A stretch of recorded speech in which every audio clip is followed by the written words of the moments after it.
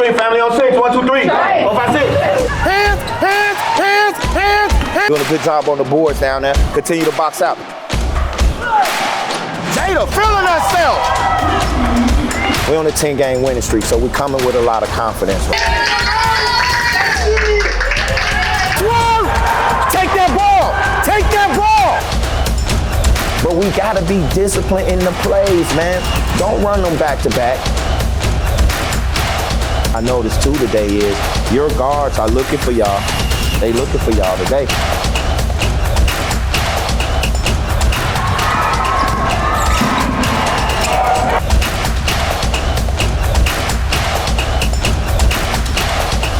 Same thing, we gotta be flying all over the place. We gotta be going even more now.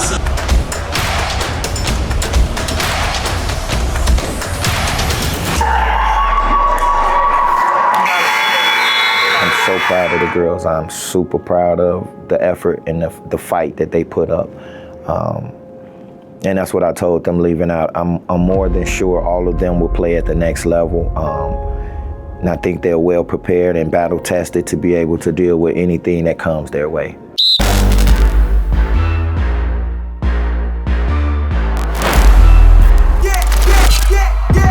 What's going on? What's going on? Coming to you live from Coach Mike Up, going baseline to baseline with the assistant coaches of women's basketball at Triton College. Talk to me, guys. How y'all doing today? Welcome. Thank you so much. Thank you so much. Great hospitality. We had a fantastic time to see the girls play and meet a lot of the coaches on Thursday. So we're doing a follow-up now. We want to talk about the program, the head coach, the assistants, and everything that follows within the program. So we're going to start you guys off by just talking to you one by one, and y'all can answer. Just give a little bit about who you are, how long you've been in Triton or coaching, and elaborate on your personal life, and then we'll take it from there. So I'll start right here with you, and you can introduce yourself formally, and we can take it from there. I'm McKinney. I'm the sports information director here as well. That's my real job here, and I've been a part of this women's program before Coach Drew with the previous staff. So pretty much they inherited me. So I've been here at Triton for like 25 plus years now. Been part of the women for almost close to 20, probably over 20 years. I was, with the men. Obviously, I do a lot for all the teams just with my role as sports information director, but obviously being a part of the women's program and to kind of help and be a part of the turnaround was the big thing, because obviously back in those days when I was here in the late 90s, early 2000s, we weren't very good. You can count the wins on one hand. I've served as interim coach on 2 different occasions. Was an interim coach for them I think the entire second half of the 2014, 2015 season. I had to take over a team that didn't win a single game. They just didn't play up to their ability and their talent, but they were a good group of kids. When those teams had struggled, they were good. They were good kids. We just didn't have the talent. We didn't have the horses for many years. We were a D3 program, then moved to D2. Now I've transitioned to D1. So I've been a part of seeing all that with the transformation, and it's good to see that the program is relevant again like it was in the late 80s, early 90s with what's been going on over the course of the last decade. And, Coach Drew and Jimsie, the rest of the staff have helped work with us to keep what's been building here going. Amazing, amazing. What about you, Coach? Well, my name is Coach Jimsie Simmons. Let's see. I've been coaching for 28 years now. This is my 4th year at Triton. As you know, Mike, I started with you when you was a kid. You, Greg, Slater, and the only reason I mention him because he referees our games now. That's amazing. And it's fun to see him sometime on the sideline because he doesn't give us any calls. He just refs the game. But yeah, I've been here for the last 4 years. I got here actually by way of the boys program, though. I trained Amar Aguilar coming up, and Amar used to talk about me to the other coaches about how I helped him out coming up. And so when Drew was like, that's my guy, you know, he be helping out, he be helping out. So I guess when they got a chance to get me, they was like, well, if that's the guy that's helping that guy, bring him along, you know what I mean? And so finally, after a couple years of him asking, I finally said, yeah, I'm a come through and give it a try and see what this college coaching is about, because it's always kind of been a quiet ambition of mine. It just wasn't something that I was really too gung-ho and jumping down on. So the last couple of years, it's been pretty solid. First year was great. Okay. First year was great. Okay. This year started off a little rocky, but I like it this year so far because the challenge has been great. And I think we as a coaching staff been up to a challenge, and we started off rocky, but we've been able to change the season around just with tutelage and hard work. You know what I mean? The girls are starting to pick up now, and we're trying to take a turn for the better and move in the right direction. That's awesome. I mean, me coming in Thursday just fresh off the plane and seeing the girls play, I would say y'all didn't miss a beat. They're a good team, and they were part of our struggle, Kankakee. When we were in Division II, they ended our season a lot of times because obviously they were a strong national power and still a good program. And we never beat Kankakee before until these last 5 times we played them. We've won the last 5 against them, and the win and beat them in that type of fashion was a very impressive performance, especially because they beat one of our regional rivals on Saturday by almost 40. So the win a game like that as impressively, that was big. That was big to keep what we've been doing. We had a couple big ones. Them, Rock Valley, that was a big win. And right now they put themselves in a good spot to win this region. It's just up to us to finish the deal in March. What about you, Coach? You got anything to add on to that? No, I mean, just to piggyback off what he said, them were great wins, you know what I'm saying, because we've had chances to knock off ranked opponents earlier in the season, and we didn't close the deal. Like, we had the #1 team in the country, Johnson County, on the ropes at the D2 division, and we had them. And a couple slip-ups, and we lost the momentum, and we couldn't recover, and we was being up 8 to losing by 7. You know what I mean? That was against a team that's beating everybody by 40 plus. Saw how close we played them. They all want to know the secret, right? So, well, I don't think you have our defense. I think if you have our defense, that would probably help you. You know, you got to have our guards and have our defense. That will help you. But coach is right. Yeah, they went through a tough stretch early. I helped with putting the schedule together. Coach Drew is still giving me that responsibility, and with us being D1. A lot of people at the D1 level at times don't respect this region, unfortunately. We're more top heavy than bottom heavy, and they look at those lower half teams and hold that against us. So it's hard for us to get ranked, and hard for us to get an at-large bid. But we had the schedule tougher, the battle test them, because I think, Coach Drew's talked about this with some of the people we've talked about it. We won 27 games last year, but where we really battle tested, we kind of breezed through those games. So they had to get some adversity early with that schedule. There are also injuries involved as well that factored in, but since then they've won 10 in a row, and knock on wood, hopefully they can keep it going for a few more games here. We had a chance to get behind the scenes with you all and get up in the locker room, and we put up the 10. So, elaborate on that. The 10, like you said, the 10, was those some difficult 10 or how was this 10? Because I know y'all seem to be on the streak now, just even me not knowing anything about y'all. After we lost to Johnson County and Des Moines in Iowa, we were shorthanded in that turn. We had Johnson County beat but let it slip away. Des Moines, we battled back, tied the game. In the fourth quarter, but they ended up pulling away last 4 minutes and won the game. Then we went on Thanksgiving break. First game after Thanksgiving, we played a very good Moraine Valley team in our region. They're having a heck of a year, Moraine. A lot of respect for them. They've helped us a lot in our struggle, and they come to our tournament every year. But we lost to them here on a controversial foul about 1 second to go. They broke a tie game, could have gone into overtime, lost that game by 2. And then 2 nights later, we have to go on the road and play our regional rival, Malcolm X. And that's a tough place to play and win. Tough environment. There's a lot of things that happen between the chaos, the table, there's a lot of different things that happen away from the game there. And we got off to a great start. Jayla Rankin lit them up early and we built the lead, but we kind of battled through and won that game by 7. And I think that was really winning that game was the key game just to kind of get everybody back at ease, even though that win got us to 4-8. That was a big win because that's a tough place to play, a tough atmosphere to win. And I just thought that game kind of was kind of the springboard to why we have this winning streak.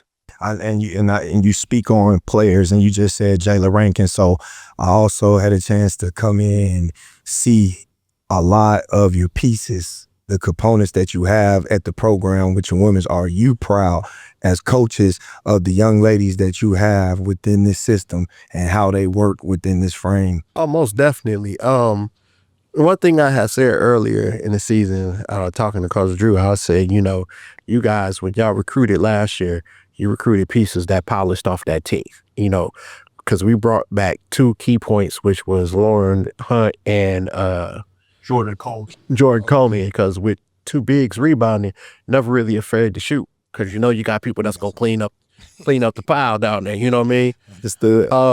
So when you replace them with, and I'm only laughing because if you've seen Lauren and Jordan, healthy kids. Got you. You look at Lil Liv, Lil Charity, and the only one that got some size is like KP, and she's a leg of one of the other 2 girls. It's like, hey, we need a little bit more mass on our girls. But athleticism is there, skill is there. You know what I'm saying? Our Father, who art in heaven, hallowed be thy name. Thy kingdom come, thy will be done, on earth as it is in heaven. Amen. Let's go! Work! Who's who? No! That's off him! Coming live to you, baseline to baseline. One CB to another. And with Coach mic'd up and going baseline to baseline on my new podcast. Basketball is just the vessel I use to teach you about life.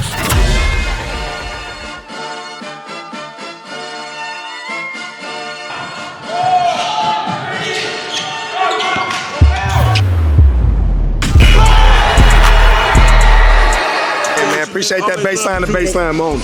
Subscribe for new content coming soon, weekly and monthly episodes. Peace. You know how it go. Living the dream. I mean, I'm just really cool, calm and collected. When I get on the court, it's different. Hey! Time out!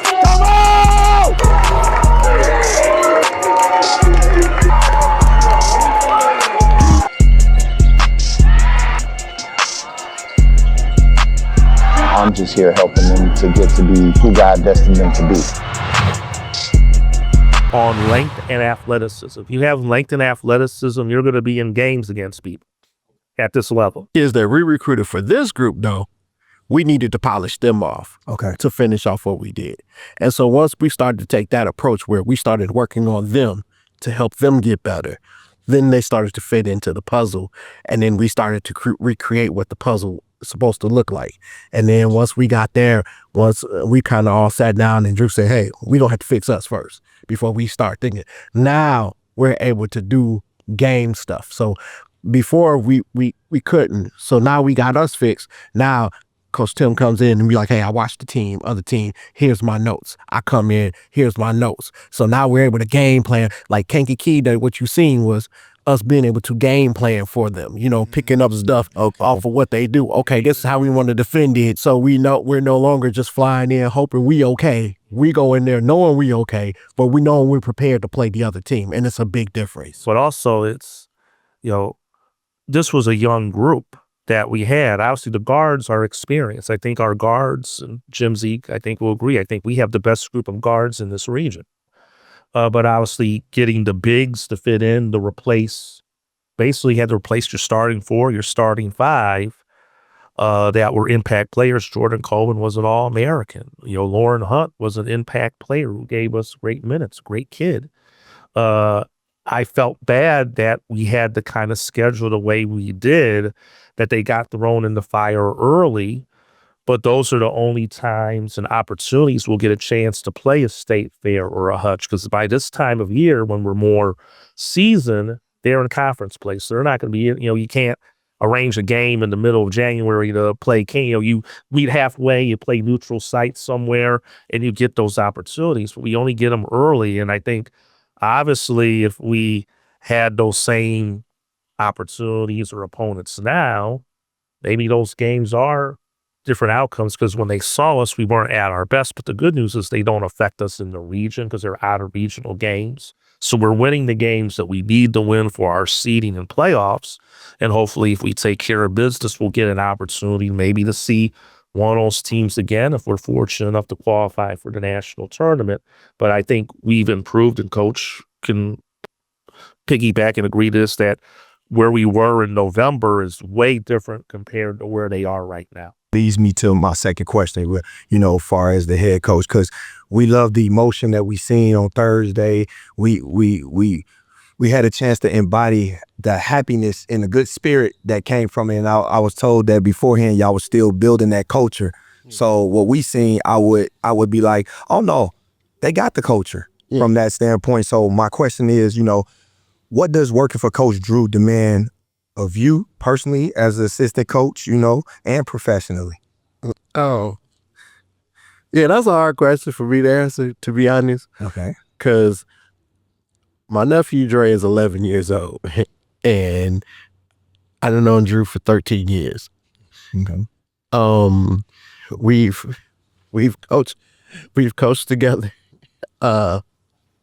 We've coached together before, so we know each other.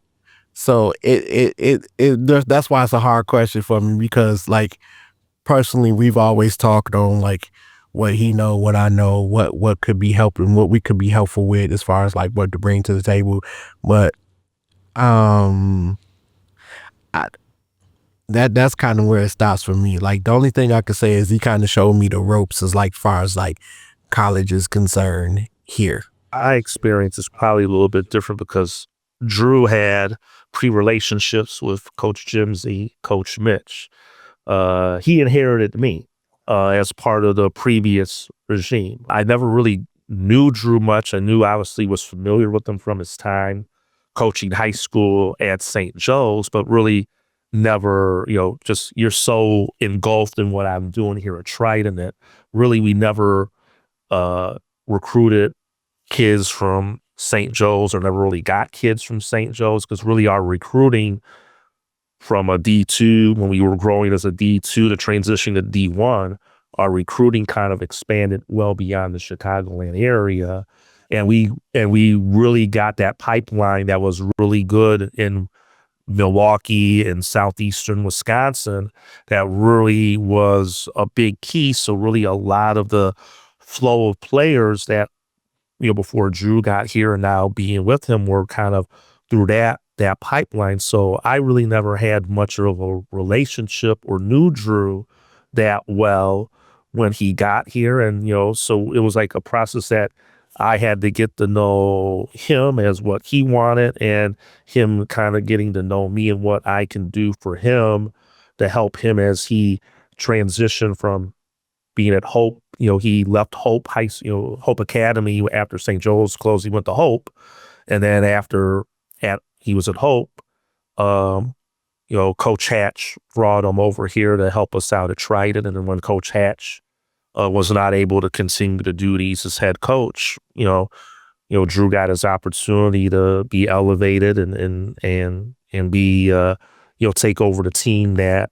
year on a interim basis until they made him eventually, after that year, the full-time coach. So really for us at that time, he had brought in Coach Mitch, but he had to kind of inherit me and some of the other people from the previous regime.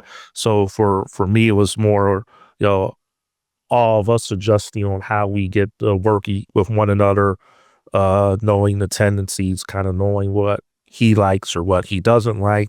And, that does take time. There's always an adjustment period that when you're kind of used to kind of doing things under what somebody else does. For me, it's a different perspective because we kind of had to inherit each other. But as you see, we're now 4 years into this, and we're all here and still standing. And I think we're in a good spot. And like I said, I do this because I still enjoy it. He doesn't have to have me, but he still wants me here and being a part of it, and that I do appreciate. What people don't know behind the scene, how Coach Drew is, like give me. Well, I mean, I give you some. First of all, me and bro trolled all day. We troll all day. We go crack the jokes. We go, and I think that's key for him because he is such a passionate, demanding coach. When you're passionate, you seem like you just yelling at everybody all the time, but it's not. It's not anger. It's not spite. It's passion. It's like, I feel for the game like this. I need everybody around me to feel for the game like this. So I think that off the court trolling, kind of saying, make with them, make girls see like, oh, they're human. They you know what I mean? Like they'll fun. He's fun at times. Like there's fun. There's a mixture of, but correct. And it's a long season. You're gonna have. Obviously we're it's serious. You want to win, but you got to have your lighthearted moments, just to break the ice, break some of the tension of the season. And yeah, we be on a long bus ride. Yeah, they give them the business, joke around. Obviously we can kind of take some subtle fun shots if someone's given an opening, someone will usually take advantage. Someone finds the pun, they'll find the pun, so insert it. But it's a long season, so you have to enjoy it. But I think with them, you see what you get. He clearly, Coach Drew clearly has a passion for the game, loves the game, eat, sleep, drink basketball. I think if the school was closed Friday, I think he would have found a way to figure out how to get here if he wanted to.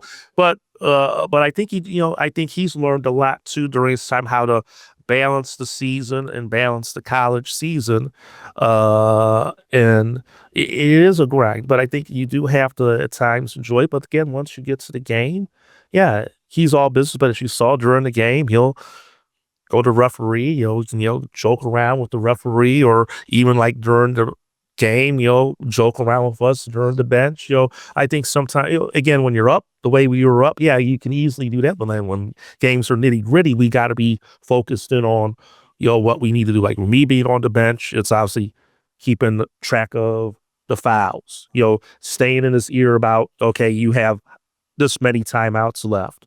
If there's a late game situation, do we have fouls to give? Things like that. That's really the main thing I want to try and add to help us, like just help be more of a manager, because he's got a lot of ears during the game between all of us. So I try, and I think we all try, if we need to get something to him, filter it in, get it out, boom. Trust and communication. Yeah. Like the things that you're speaking about, you gotta have somebody that you trust to give you that type of information, because that's important. It may not seem important at the moment, but that one foul or that particular timeout that you don't know if it's a 30-second or a minute timeout, you might need to create something, create a play, talk to some of the players. So I feel like that's very important. And that leads me into my segment of asking the question, well, when things are not going well, how well do you all communicate with Coach Drew in a situation where he may not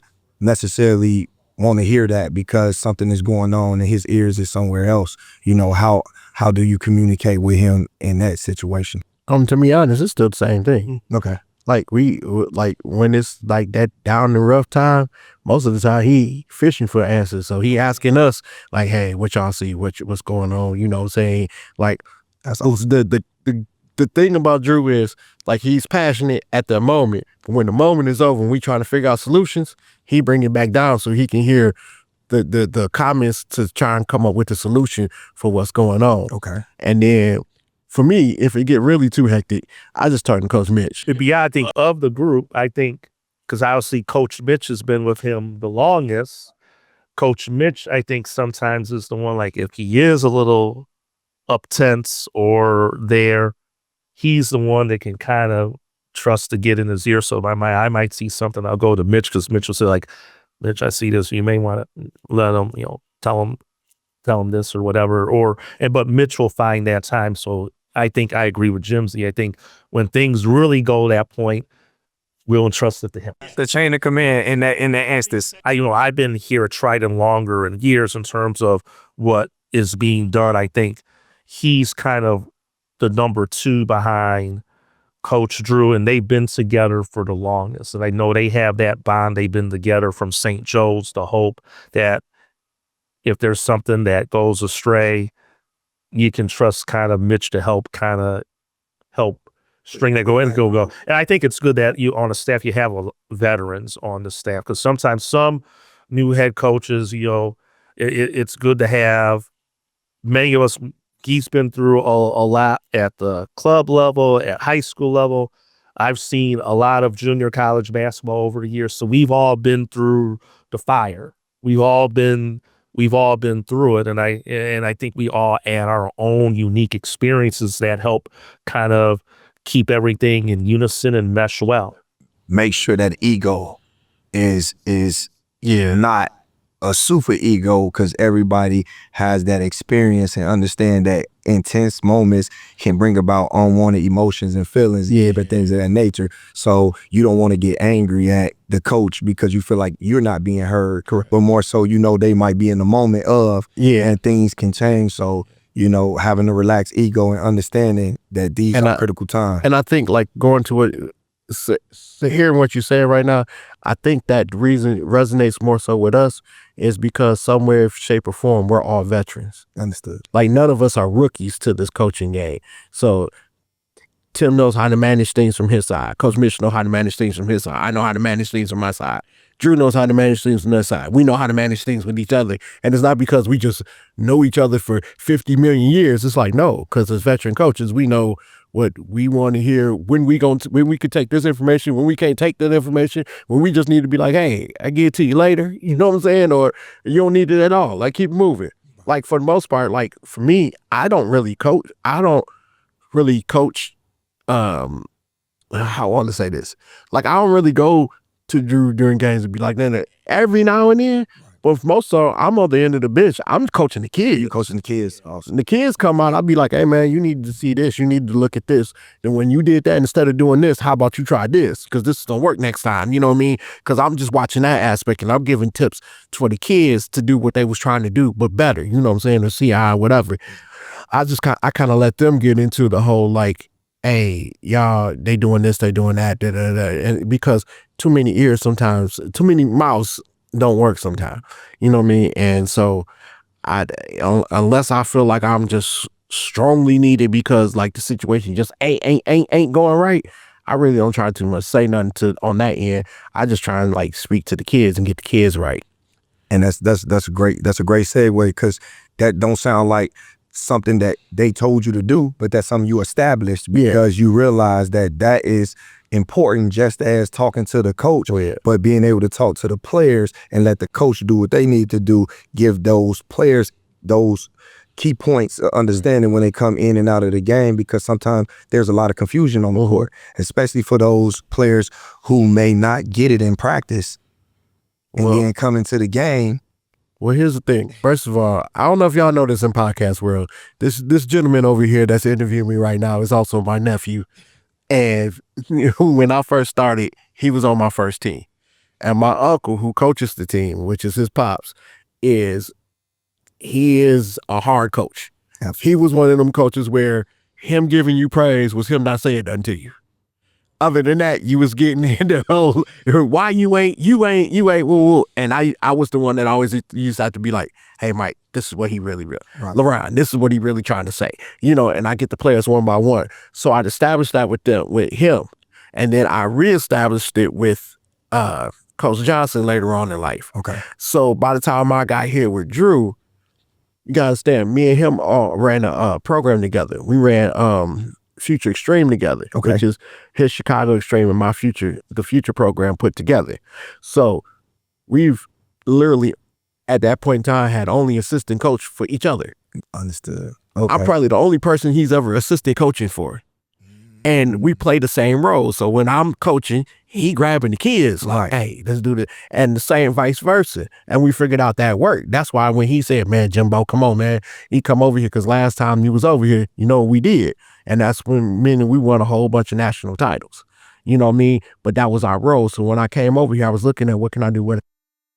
Oh, I just do what I've been doing. Because I feel like him, Mitch, and Tim, they had a good system up there.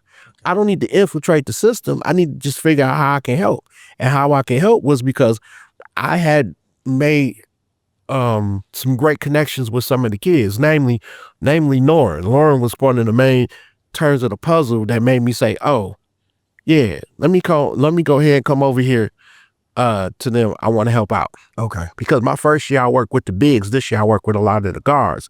But my first year I worked with the bigs, you know what I mean? And that was just because my relationship with them two. I was dealing with them folks so much and then watch them turn their stuff around. Lauren had a lot of improvement. And we still train. Like even before she went off to school, she made her business come up there and train with me in Waukegan, you know, at where we was at. So I mean, like I said, I just took my role off of previous things and I didn't want to infiltrate what was already working with them three. Okay. Well, let's talk team identity and culture. So from that standpoint, if I was a recruit and I was coming in, you know, what would be, you know, some of the things that you would want me to see as a coach that is going to ensure that, you know, you need to be here. This program is fit for you. This is our identity. This is our culture. What is that one particular? That's a Tim question. But I think the one thing is you come to Triton, you better pack your defense with you. I think that's the first thing, because obviously, as you've heard a lot with what behind the scenes and when you were with us in the locker room the other night, a lot of talk was about defense. Correct. There was a lot of talk about defense. But you also want kids that are willing to be here. Obviously, we want kids that want to be a part of something special. Keep building. I've always thought the key of our turnaround, like to take what Theo Epstein said about the Cubs, was sustained success. We just had to have a good group, keep it going, keep the pipeline going, and keep giving ourselves enough bites at the apple that we would eventually break through. We just had to have that consistent success. And I think that is shown with a lot of the recruits that we've been able to do that as a program. It's not the Triton of 20 years ago.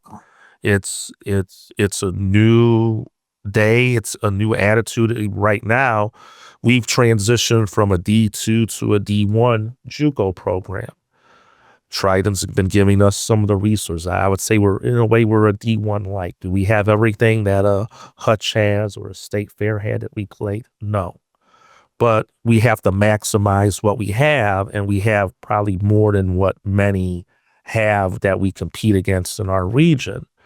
And we have to use that to our benefit. We have to use that to our advantage. But that also is doing things like this to get people to be aware of, yeah, there are good things here. And I guess I can speak on it more because I went here. I got my degree here. No, that's all I say. You 20 years in. So I went here. I got my degree here. I know it. So I know the experience. I kind of know what they need to take, try and help put them on the best path academically.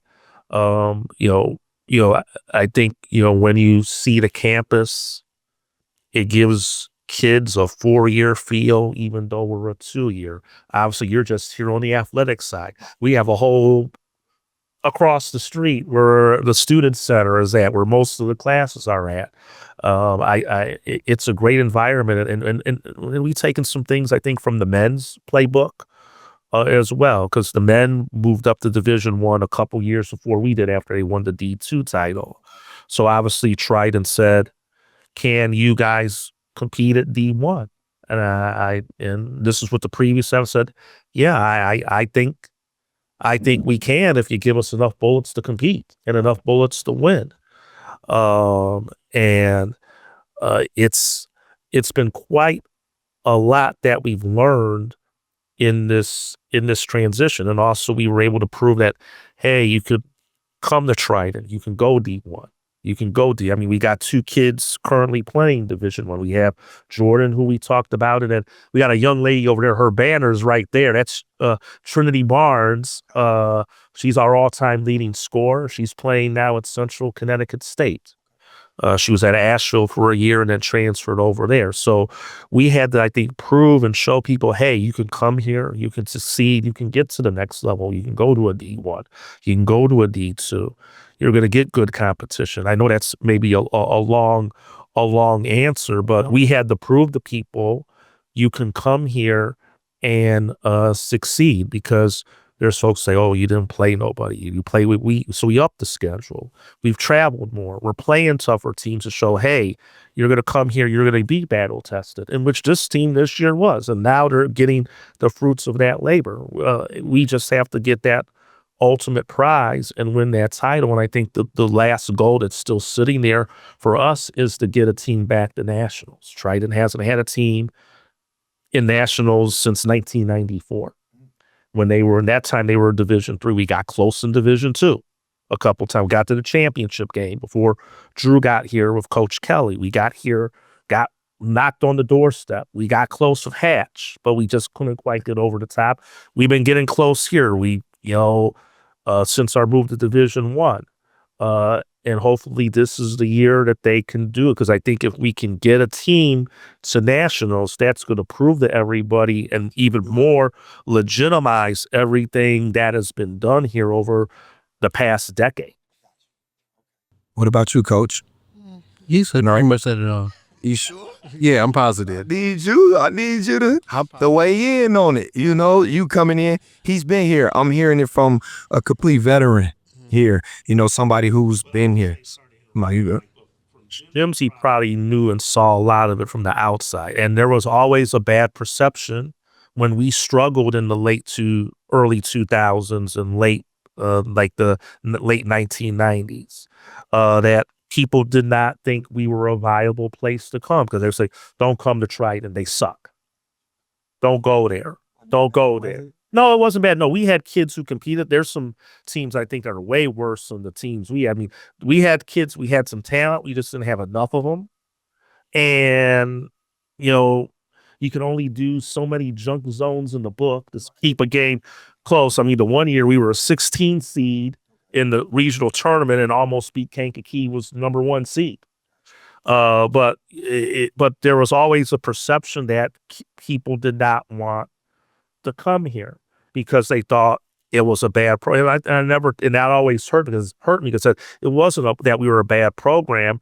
We just couldn't get the good players to stay. Yeah, and during that period, many of the kids that were local would go to a Kirkwood or a school down in Texas, or a school in they wanted to get away from the area. So that's kind of why we did it, approached it differently. And then, well, if we're not going to really twist our arm or break our back to get kids around here to stay, we kind of went up in the Milwaukee area and had a lot of success. Some of the local kids helped us with the first turnaround in 2016, but then to keep it going, we had to expand the recruiting and try and establish ourselves as a national program. And again, I think we kind of had to take some mental notes from what the men's program did with their success. Obviously, them going to national tournaments, winning the national title when they were in D2,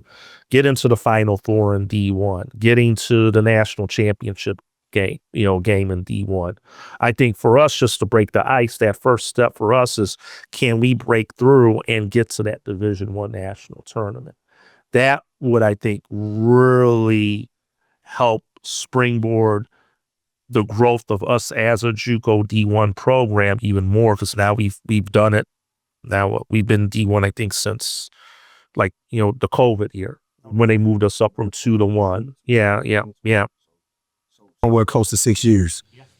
So this question is for you, Coach. What responsibility does Coach Drew trust you with within this program? You know, let us know. I'm like a I'm the offensive guru that he don't use now. I think what Jimsie's, and I'll speak for Jimsie, but I think him coming in, he's been able to help reshape some things that we've done offensively, and has been able to change some of the things and some of the sets that we've added from an offensive perspective. That's pretty much it. Like just, and it's not. Sometimes it's change, sometimes it's just polish it up. Okay. Like put some little nuances in it that's gonna make it work. You know what I'm saying? And then sometimes like, for instance, me and Drew both like full court traps, like different types. So like sometimes he'll say, "Hey, help me polish this up, like help me out with it or whatever." He'll say that, and then I'll jump in. You know what I'm saying? But yeah, as far as it's concerned, like my thing is more like focus on helping the offense, putting the offense together, making it grow. Like that's the side that he asked me to focus on. Okay.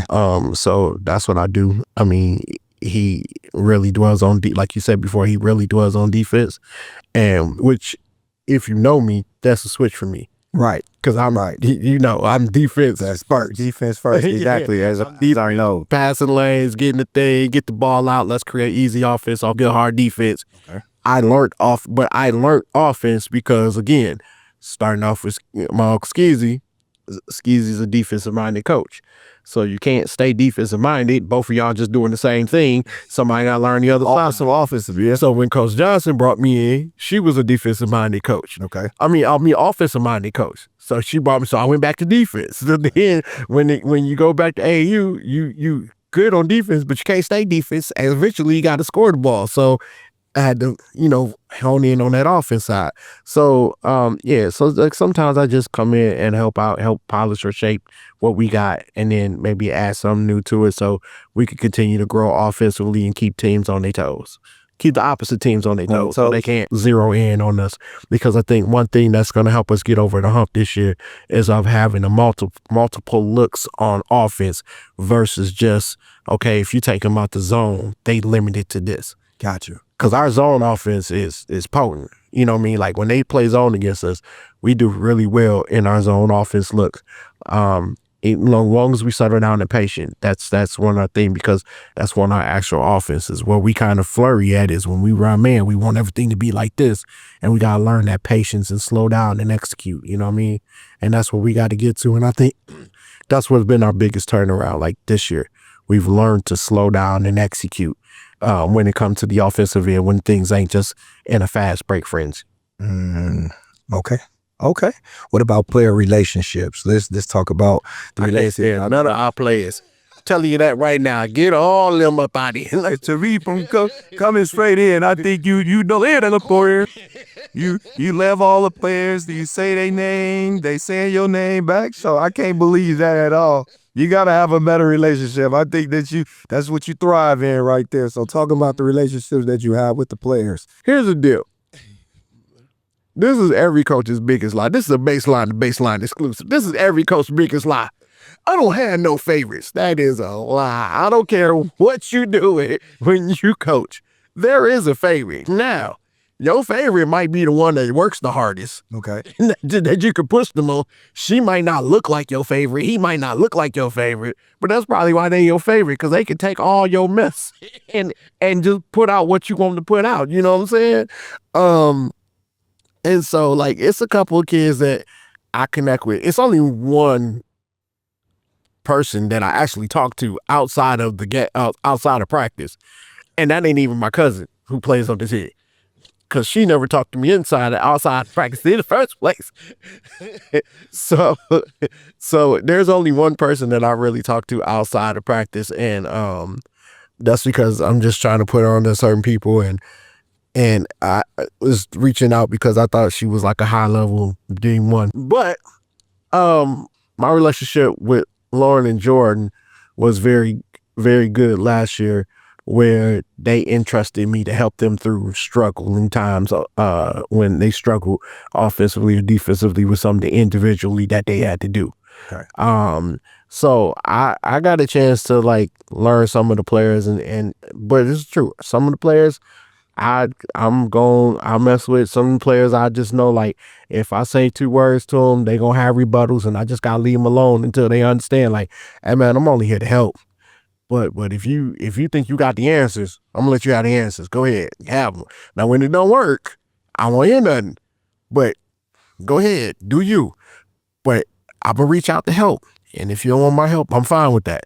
But if you want my help, I'm gonna go all out for you. So that's kind of where I'm at with it. You know, I just get to know who they are so I can help them out through their little struggles when they come to it. I think the relationship part is always very important. Jimsie's right. You know, there's going to be some you have more relationships than others because there's some that say more than others on the team. Some that are more boisterous than others, or there's others that need you more.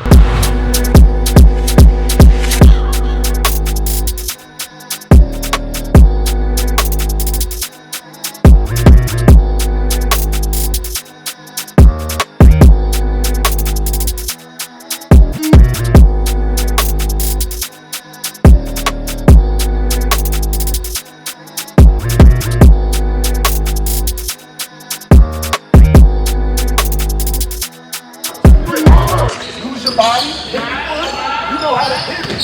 Protect the ball. My big man look a whole lot better because of the creation of screens, the passing overhead. Than others in terms of if it's like, for example, since I'm here full time, I have to help if there's a situation for class or maybe doing their schedules, other, things of that nature, just being a face to be around during the day. But I just think the relationships are important. Yeah, sometimes there are situations that don't work out, but at the end of the day, you hope if you have a situation that doesn't work out, you did everything you can to give that individual the best experience possible. For me, I think, I value ensuring that everyone that walks through these doors has a good experience. And maybe a lot of it I more take pride because I went here. So maybe it's a little bit more personal to me. But I think at the end of the day, you want to try and treat them as if they're family. Because in reality, we are family for 6 months of the year. And there's going to be good times, there's going to be bad times. But at the end of the day, we are all here together. But you want to make certain they have a good experience. If you can crack a one-liner that makes them laugh or something like me. I had Jada and KP, they were here early today and we were talking about some stuff and you get the make a good laugh. Like KP is from Florida and I was down in Florida and then she said, why do all of you are obsessed with these palm trees? I showed her all my photos from when I was down in Miami. Yeah, I said, what's the big deal about all of you liking these palm trees? But just giving them a little something to chuckle about or laugh about during the day. Because again, it is a long season, but you want to build that bond. And I think for me, I want, no matter what, a kid to walk out the door to be proud of the fact that they went here and they wore a Triton uniform. We had our 50th anniversary like a couple years ago. I think you were here and you saw all the kids that came back. It was a beautiful day. From the bad teams, the good teams, they came back. Awesome. And they saw us win and they've seen us do well. Like some couple of old kids, we beat Kankakee. Coach Tim, I saw you guys beat Kankakee. They really like that. So I really want them to be proud of the fact they went here. And if they do something, we want to support them. I spend time down in Dallas away from here when I get a time to get away. And I made the trip to Abilene and saw Jordan Coleman play. I was hoping to see Lauren play, but she got hurt. I don't know if you heard about that, Jimsie. She gets twisted her ankle pretty bad. She's out for a couple of weeks. So I was hopeful to get a chance to see her play during one of our off days. But the day I was looking to go out there, their coach said she's out. She's not going to play. So I wanted to make the trip. So, I went down to Asheville and Trinity Barnes was there last year to see her. A couple of our old kids that played around here locally. I think, you you talked about building a program. You want to build it, I think, to have those in the culture that you want these kids leaving here that they were proud that they were here. Regardless of the wins and losses, if we can get them to graduate or get them on the path to graduation or on a good path in life, to me, even though we've fallen a little short the last couple of years in terms of winning the region, to me, my mini championship was going to that graduation in May and seeing those kids walk the stage. Or my little mini championship was seeing Jordan Coleman play a Division I game, or seeing Trinity Barnes play a Division I game. So you take those mini victories, and I think those are the things that you kind of build the relationship. And I don't tell them when I'm coming too. I surprise them. I don't tell them. So I walked in, Jordan didn't know I was sitting in the crowd. I'm sitting up there, and they gave me good seats, but I didn't want her to see me. So I decided I'm gonna go sit up in the upper section. I would sit above high above, watch the game, and then I ran into her mom at the concession stand. So I said, I don't want okay, don't give away, don't give away. But that's the thing, I was here. But then I said, okay, I'll wait till halftime. So then I kind of snuck behind the bench there at halftime, and I kind of razzed her like, whoa, boo, I forgot what it was. Coleman, you suck, blah, blah. It was giving her a hard time, and she turned around and it was you up. Yeah, and then gave me, big hug, and then, the coaches saw me. They knew I was there, so the coaches, they threw up their hands and said, no, we'll mess with her more during the game. Let her focus back on the game. I don't want to take away from the game. But then she knew I was there. But I think those are the things you see that make it worthwhile, and hopefully we're going to be able to do that next year with the group of kids we have to see them hopefully be successful and move on. And at the end of the day, they're trusted with us. And we want to make that investment in us worth it for them as well. So that's what I take out of it. And, you hear from them randomly. Sometimes I hear from some old kids randomly. They'll like, call Coach Tim, how you're doing? Or, they'll just pop in out of the blue. Yeah, and that's just part of it. Or you'll hear from like, can you do a reference letter for me or whatever? I'm applying for a job. I'm doing this. Can you write me a reference letter? Sure. Or be my reference. Yeah. You walk away if you need us. We try to be here. Don't ask me for a $10,000 loan. Right. No, not that. They don't pay us enough around here for that. But obviously, we try and help them as much as we can and try and make the experiences as good as possible for them. What personal values guide you as a coach and as a person? And I can start with you first, Coach. I just think I want to try and be myself. What you see is what you get. Because I think there's people in this business that are phonies. Absolutely. And you've probably seen enough of them. That they act one way and they turn around and they're a backstabber. I agree.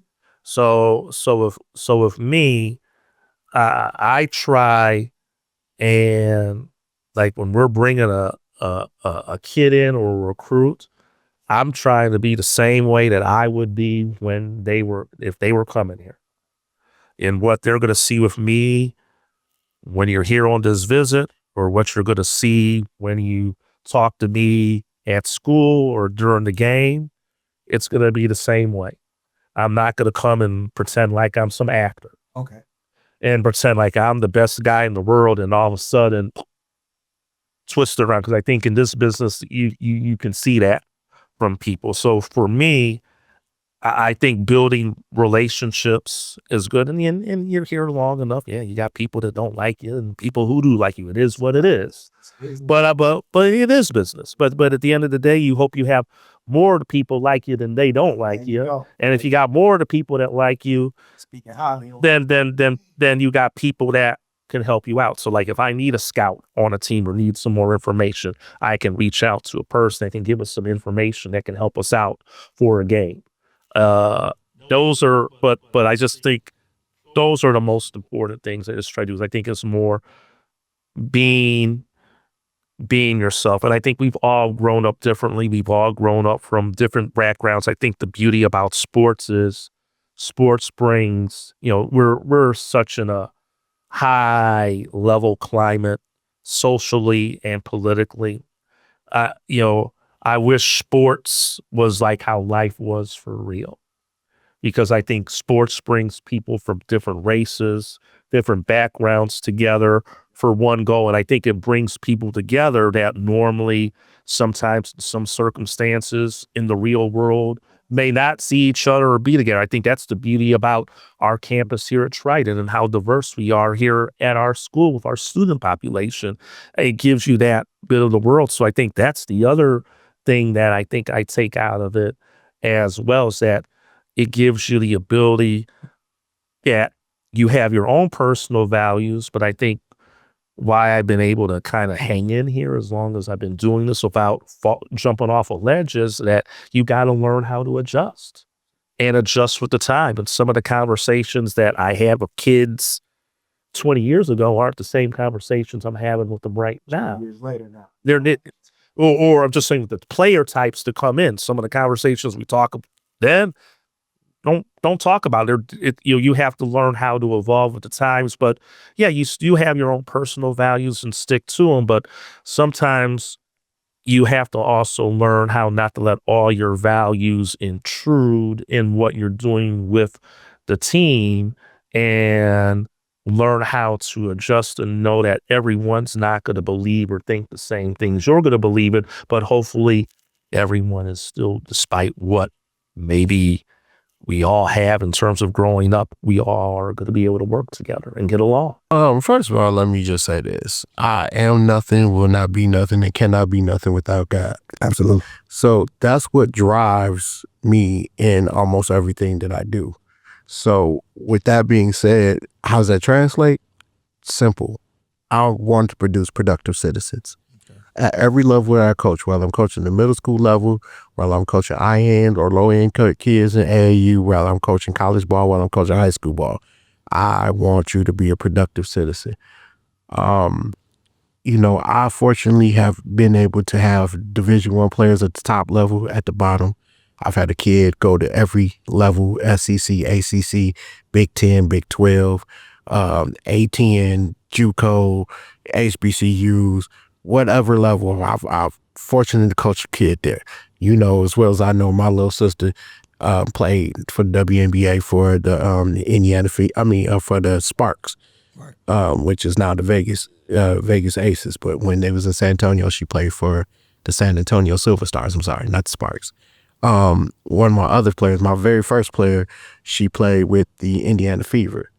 So like, we've been there at the top. We've been with the overseas kids. Even on the boys' side, I got people that won G League championships and Brazilian championships and everything like that. But that high is no different for me than the kid that's like Mike, that's doing his own business and podcasts. And my little cousin LaRon, who's running a power plant, like some kind of power plant down in there in Waukegan or Gurney area, and he's making good money being a productive citizen. My girl Dominique, who's down south right now, she's got a lucrative business that she's a part of. It's not hers, but she's working for it and she's making good money off of it. That's what I live for. Because if you come here and you just learn basketball from me, you're not paying attention. Right. Basketball is just the vessel I use to teach you about life. This is not coaching. This is life skills to me. And so at the end, ultimately, we are here to teach you how to grow and how to deal with problems, how to face them, find solutions, and then overcome. You spoke on it, and you done segued into the question to 8. So life beyond basketball. Now you spoke about from the perspective of players and how you teach from a coach. And what about yourself? When these lights go off and it's time to go home, what brings you peace and happiness? How does basketball translate into real life where you leave it, but it's always on your mind because you watch it. You always, but where's your peace and balance at between those my other bases? My other 2 careers, which is music and teaching. All right, talk. So I'm in the classroom teaching. I teach creative technology. So I teach personal finance, entrepreneurship, and intro to business. Okay. So my whole goal with that was to teach our kind, the stuff that our parents and our grandparents didn't teach us or couldn't teach us because they didn't know or didn't have the opportunity to know. So, just about being credit conscious and all that other stuff. Because like my daughter, right? Coming out of the state of Illinois, she was top 3 in the country, just outside in top 30. In top 30 in the country, top 3 in the state of Illinois. Okay. Right now, she does credit repair. Okay. She does credit repair. She rents cars on tour. You know what I'm saying? But it comes from me always saying, hey, I didn't send you to school to have a job. I sent you to school to have a career. Yep. You know what I mean? And so she chose her career.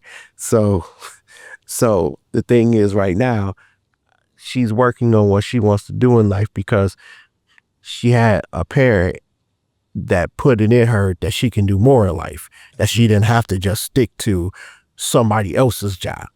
And that's cool. But, you know, we need entrepreneurs just as well as we need the people that work for the company. Right. We need somebody to build and start their own company so we can have others work for them. You know what I mean? A balance is like when I go home, I do music. I love being in the studio.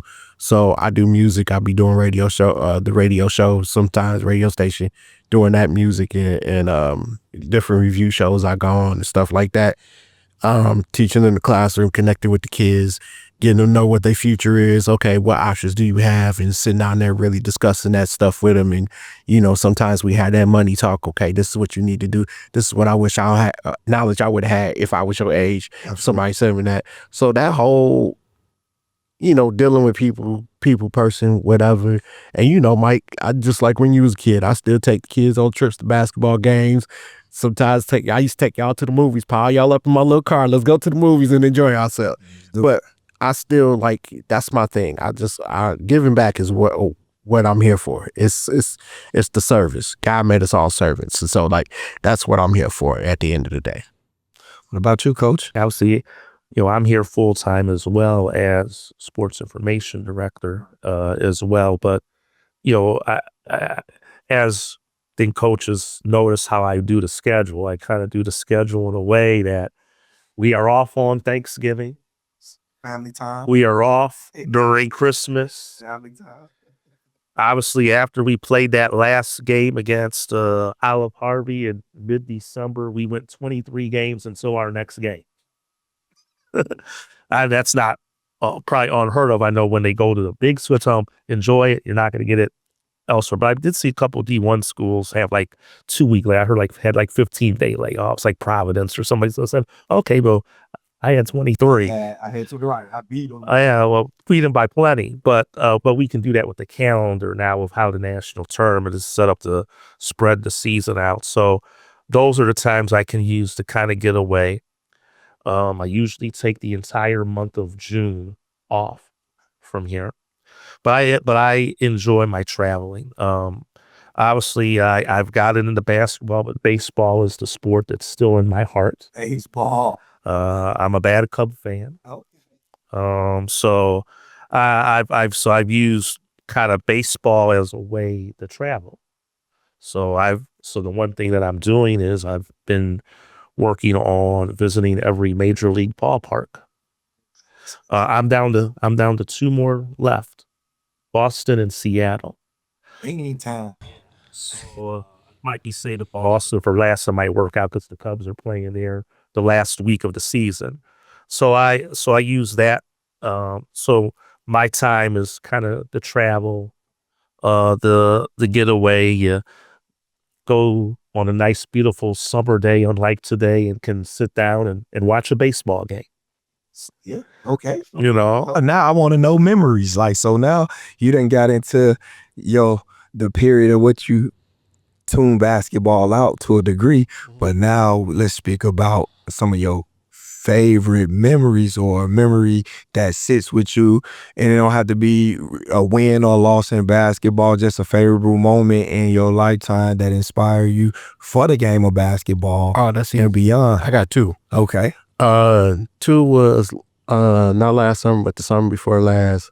I came down here as a volunteer. Okay. And I think talking to Lauren, found out she lived in Milwaukee. And I was like, well, if you get me a gym, I'll come down to train up with you. And she was like, well, I got family in Gurnee, so I come to Waukegan. And then coming to Waukegan, she was like, my cousin say she know you. And she said her cousin name. And I was like, oh, yeah, she used to hang with my daughter. Like, yeah, I know. I know her. So her coming up to train with me, that was a big thing. Because she didn't know me from Adam. Okay. You know what I'm saying? but because I would come in and give her little tips here, she trusted enough to come out and train here. So that was one. And the second one is this year we had a Friendsgiving.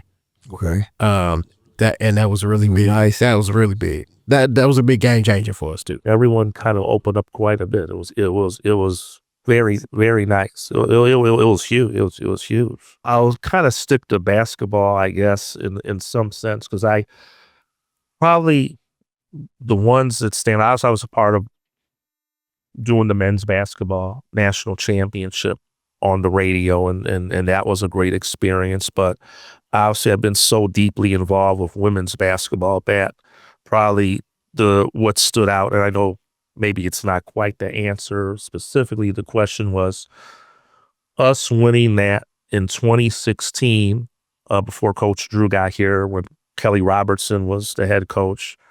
We broke through and won that semifinal game in the Region 4 tournament. It was a neutral site. Obviously, we were kind of the darling of the tournament because, again, people expected, what is Triton doing here? It was like we made a wrong turn and showed up and we were playing in the Region 4 semifinals. Basically, we went from a 7-win team to a 20-win team contending for the title. And we had to play Carl Sandburg, because Carl Sandburg during that time was in Galesburg was a strong women's program, a national power. Dem and Kankakee back then were the two elite teams in the region, or two of the elite teams in the region. And we were able to beat them in the semifinal game. And kind of that final minute of that game, I'm like thinking, so what the heck's going on? Go to champions. Oh yeah, we won that. That was a big moment. And probably the other one was us finally breaking through in 2021 and winning the regional title at Highland, which was Triton's first regional title since 1994. And kind of, I'm sitting next to Coach Hatch, and Coach Hatch, I'm bugging last me like, Hatch, we're going to do that. We're going to win it. Like, Hatch is still trying to coach the games. I'm like getting so excited because I kind of knew how the game and the score was that this was about to happen. And the kids knew how much it meant. So obviously once the trophy was unveiled, they gave me the trophy. Get the trophy. You know, but That's awesome. that was such a big moment for us to finally win that. So I kind of get a little, because that one doesn't get me a little bit. That one gets me a little bit. This is what we need. But it meant a lot. We got any? No, you're good. You're good. But it meant a lot. It meant a lot for us to finally break through and do it. And Highland had beat us in the regular season. They beat us both games. Like the one game, we got blown out by them. And and it was the COVID year, so there was no tournament. It was a weird format. So basically they were the number one seeds. We automatically had to go there for the championship game. And we played a hell of a game. And to win that, and the kids are just like, boom, they get you, so I haven't felt that because we lost so much. It meant a lot. But like I said, for us to kind of see us win that first semifinal, despite we did lose to Kankakee in the championship game, that made it to me like, hey, kind of break through. The next step was winning that region. And we did it in that game in 2021. So now it's just that next step is we just got to get to that national tournament. So the baseline question for you, both of y'all, and you can answer real quick, is a baseline moment in your career, incredible moment that you've seen, you got a chance to witness on the basketball court. A player did something extravagant that you always remember, from a half-court shot to an incredible dunk to something that you really can say, man, this was.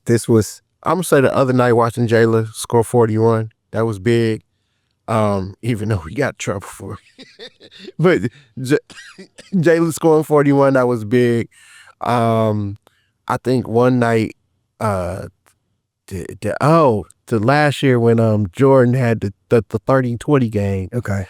That was big. Okay. Watching Lauren have a breakout game in that Malcolm X game in the regional, in the tournament, and or what do we call that? The regional 4 tournament. She had against Malcolm X, who was like a nemesis. She came out and guns blazing, hit jump shots and everything, and we all sitting there with our mouths drops because she's always taking the shots, never really connected them. In this game, she connected all else, catching them out, flying, like all the stuff that she normally be like, oh, come on, Laura, you got it. She was clicking it all. You know what I mean? And so like those moments was there. And then I was here watching Trin do her thing when she got a chance to do her thing. So I got a chance to see her make her 1,000 points. So those were some big, that was a big moment. I was going to mention, the Trinity Barnes, her kind of on that track to breaking our scoring record in school history. And she broke like a 40-year-old record. Okay. So breaking our all-time scoring record here at Triton. We've only, I think, had like 4 or 5 kids score 1,000 points ever in our history. So it's a select few. So kind of her first step was getting over that, kind of just that whole journey, because every game she got closer, we kind of knew she was getting closer and closer and closer and closer and closer and closer. And she got the 1,000-point mark at Malcolm X, the game out there. And then she broke the record late in the season, a game at Wright College. Seeing that in that moment, that was history for our program. And to see that was very exciting. Probably the other thing was for me is with the team that won regionals in 2021, we had a very good team. Our point guard on our team, her name was Monrea Wilson. She became an All-American. Monrea Wilson, she was an All-American for us. She was our first women's basketball All-American since 1994. And kind of to get on the phone and make that phone call to her and tell her, congratulations, you're all American. That was, and those calls are nice. Like when you have these kids, kind of like what Jordan did last year, what Trin did last year. Those are fun things. Even from the men's side, Jimsie's guy, Amar, watching those guys. I mean, that Alondas Williams, who played for the men's national championship team, athletes like that, just to watch them and see their excellence. It's it's great. I mean, those are just little snapshots, like me being in the locker room after they won the national title for the men, and just witnessing that, and kind of, from my role as SID and doing the commentating of the game, to be in there and be a part of that was exciting. I got a ring for it too, and I throw it out on occasion for them to see, for special occasions. But those are things you take. I wish there's one moment, but those are just a collection. I've been here as long as I've been, Mike. There's a lot of things that stand out. I really want to say thank you again for being mic'd up with Coach Mike. So my last closing question to you is, and you can give it in one word, full sentence, or however you need to, what makes it all worth it for you at the end of the day, being an assistant coach, having that role, SID role? Let me know what sums it up. We talked about that. You want to see them have good lives. You want to see kids come back, if it's 2 years down the line, 5 years down the line, 10 years down the line, and come back and, show that they're good, that they're doing well. I even have had some kids that struggled from our teams that didn't do so well, that things didn't work out, but they came back and they've come to me and said, Coach Tim, the time that I had there, I learned so much. Even though maybe it didn't work out or we didn't win as much, I learned so much. So, so it's not only we can talk about learning from the success, but you also got to learn from the failure too. And I think kind of learning from the failure kind of is what has helped drive us, maybe even me, to help work with Triton, and thank the administration and thank the school and the president and everyone involved for believing that we can get this done. And you saw it firsthand last week. It was, they're a great team. It's beautiful basketball to watch when they're playing the way that they do. That is it. As we close out, I want to say thank you so much, and be on the lookout. All right. Boom. All right. You know, for me to experience it was fun. I say this whole experience, man, has been beyond my wildest dreams, man. It make it feel like I'm somebody special, like we in the NBA or something, man. So shout out to you guys. I really appreciate, you know, you coming out, taking the time out to do this, you know what I'm saying, and, you know, highlight our program as well as myself as a coach. Greatly appreciate it. Thanks, man.